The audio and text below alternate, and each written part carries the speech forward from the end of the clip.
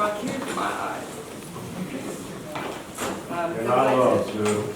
Pardon me? And I love that. So thank you, Pastor Carol. It's always a pleasure to hear you speak for a priest, and we're grateful that you're here today to share in this annual ceremony.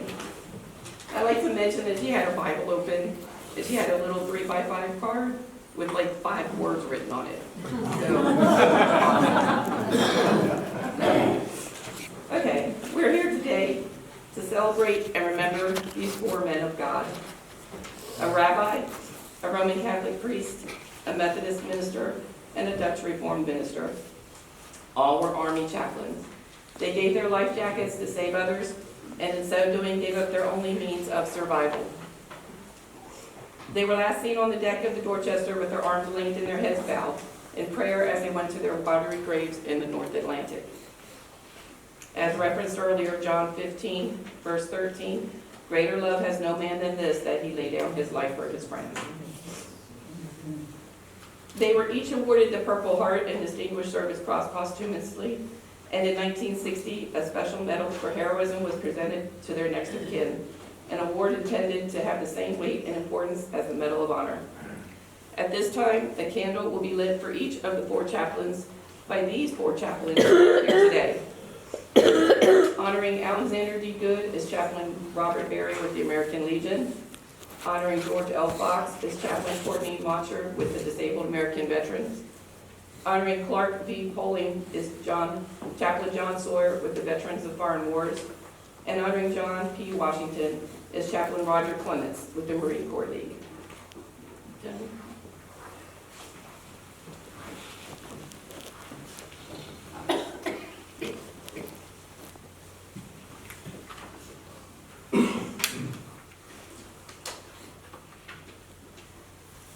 I like this candle in the memory of Chaplain Alexander D. Good.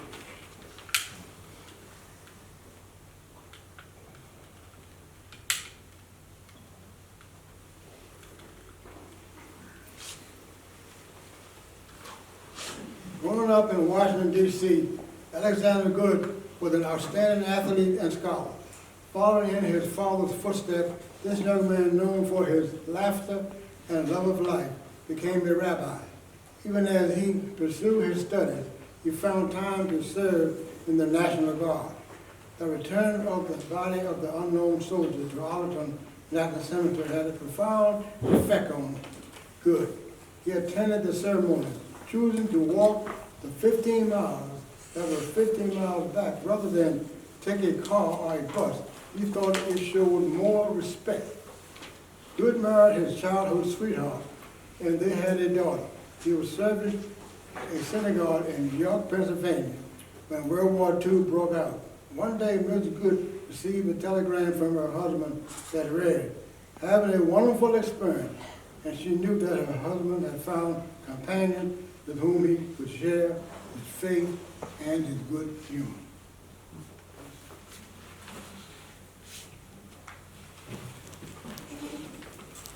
I light a candle in the memory of Chaplain George L. Fox.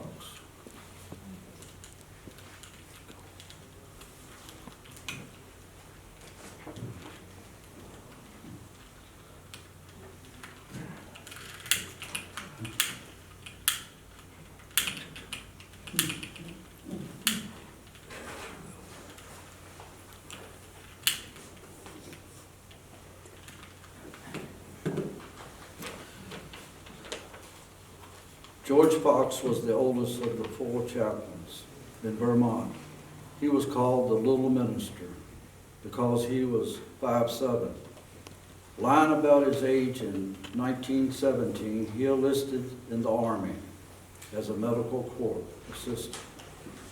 He received the Silver Star for rescuing a wounded soldier from a battlefield with poison gas, although he wore no mask himself, and the Croix de Guerre for outstanding bravery in an artillery barrage that left him with a broken spine.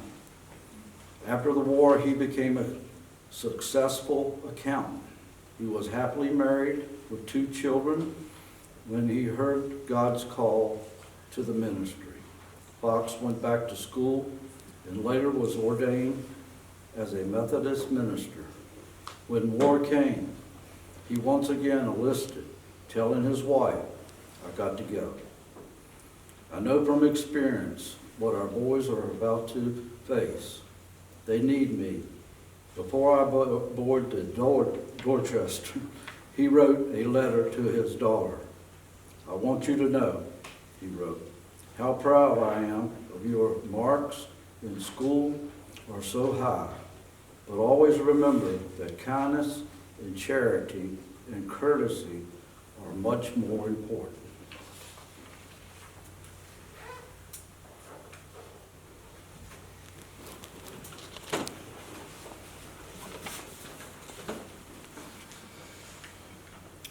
I light this candle in memory of Chaplain Clark V. Poling.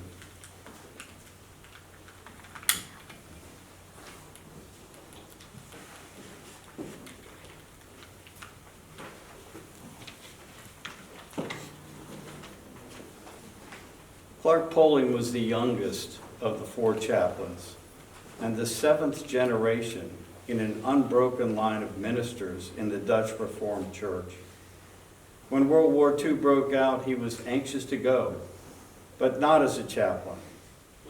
"I'm not going to hide behind the church in some safe office out of the firing line," he told his father. The elder Poling replied, "Don't you know that chaplains have the highest mortality rate of all? As a chaplain, you'll have the best chance in the world to be killed. You just can't carry a gun to kill anyone yourself." So the young man left his pastorate in Schenectady, New York, and became an Army chaplain. Just before he sailed, Poling asked his father to pray for him. "Not for my safe return, that wouldn't be fair. Just pray that I shall do my duty and have the strength, courage, and understanding of men. Just pray that I shall be adequate." Indeed, he taught his men not to harbor personal hatred for the Germans and the Japanese. "Hate the system that made your brother evil," he said. "It is the system we must destroy."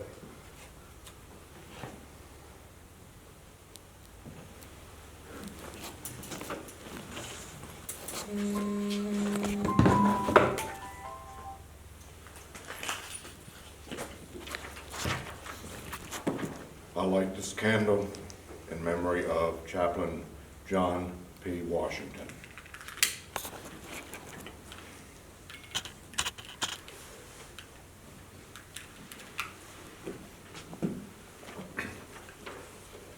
John Washington grew up in the toughest section of Newark, New Jersey, poor, scrappy, and determined. One of 9 children born to an Irish immigrant family, he was blessed with a sunny disposition and a love for music. He also loved a good fight and was a member of the South 12th Street Gang when he was called to the priesthood.